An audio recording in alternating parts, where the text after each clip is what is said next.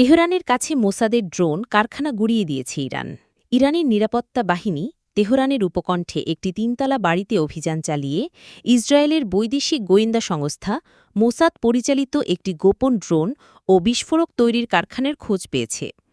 ইরানের সরকারি television channel press টিভির এক খবরে এমনটা দাবি করা হয়েছে। এতে বলা হয়, গত রোববার ইরানি পুলিশ একটি ভিডিও প্রকাশ করেছে। ভিডিওতে দেখা যায় সেখানে ড্রোনের বিভিন্ন যন্ত্রাংশ যেমন পাখা ও কাঠামোর অংশ আর ধাতব সরঞ্জাম রয়েছে। এসব যন্ত্রাংশ ড্রোন তৈরিতে ব্যবহৃত হতো। ইরানের সরকারি কর্মকর্তারা বলছেন, ওই বাড়ির ভেতরেই ড্রোন তৈরি হচ্ছিল।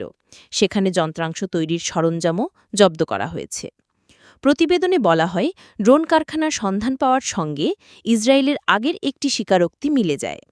পশ্চিমা গণমাধ্যম অ্যাক্সিওসের এক প্রতিবেদনে ইসরায়েলি কর্মকর্তাদের উদ্ধৃতি দিয়ে বলা হয়েছিল, মোসাদ কর্মকর্তারা ৮ মাস ধরে ইরানে ড্রোন পাচার করছিলেন, যাতে ইরানের ক্ষেপণাস্ত্র স্থাপনাগুলায় হামলা চালানো যায়।